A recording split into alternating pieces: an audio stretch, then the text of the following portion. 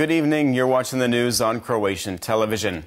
Prime Minister Andrej Plenković and a delegation of ministers visited the 23rd International Business, Crafts and Agriculture Expo in Virovitica.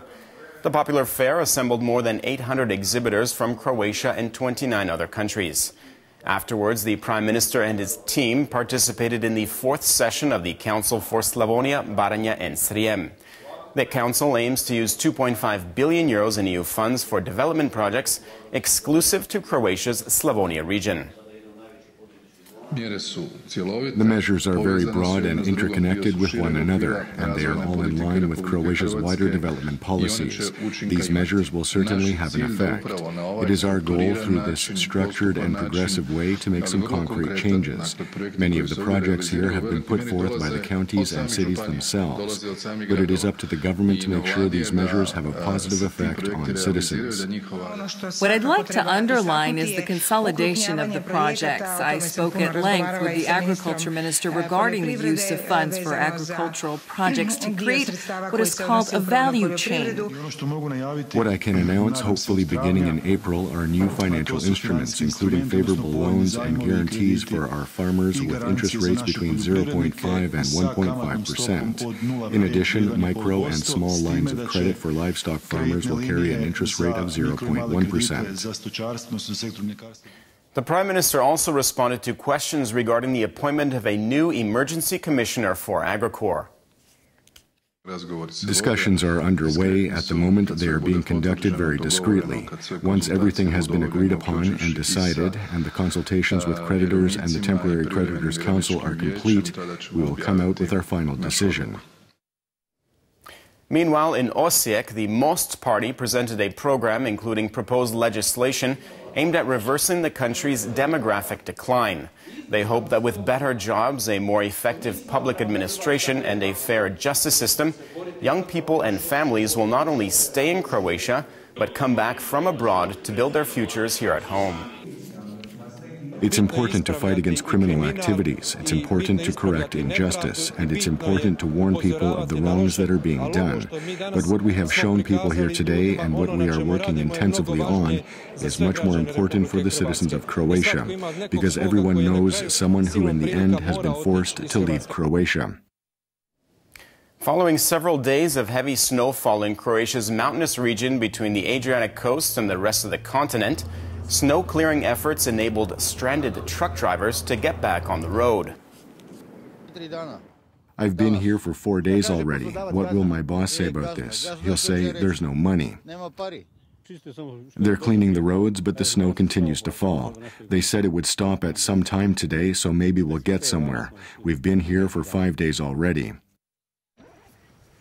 Meanwhile, the rest of Gorski Kotar and Lika were still working hard to dig themselves out from under the latest blanket of snow.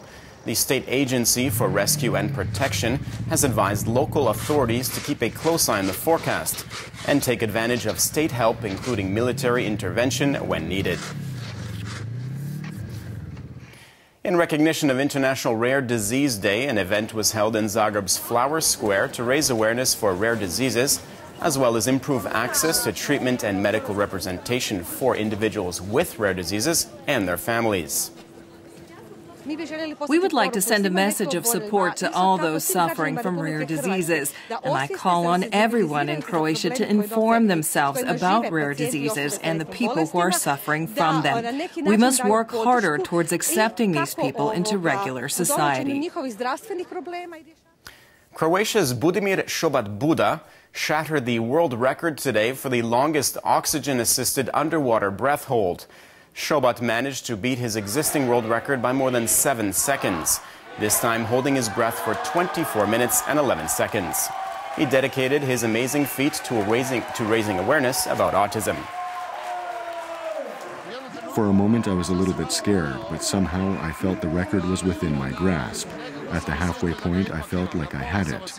I think I could have held out longer, but I agreed with my coach that we weren't going to push it. Taking a quick look at sports, in the second last game of the group stage of Champions League handball, PPD Zagreb narrowly lost to PIK Szeged in Hungary early this evening, 30-28. PPD sits near the bottom of Group A with only 6 points after 12 games. At the Winter Olympic Games in Pyeongchang, South Korea, the Croatian men's four-man bobsled team is in second last place after 2 runs and 3.5 seconds behind the first-place Germans. Unfortunately, brakeman Antonio Zelic tore a muscle during the first run, severely hampering their chances going on. The third heat is scheduled for Sunday, followed by the medal round featuring the top 20 teams.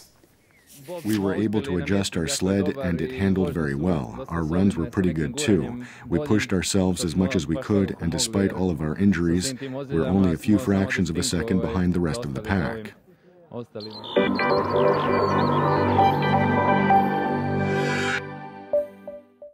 The weather forecast for tomorrow calls for mostly cloudy skies.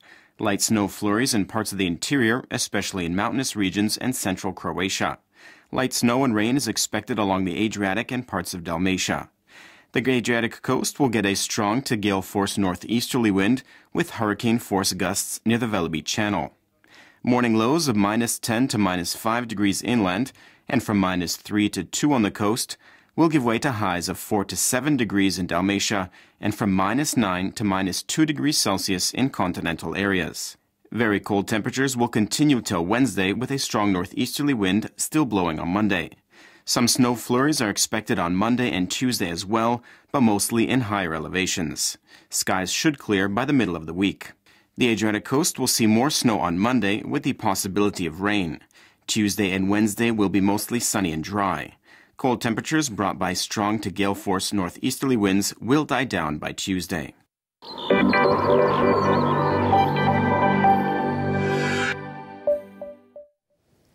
And that brings us to the end of our program. Thanks for watching. We'll see you again tomorrow night.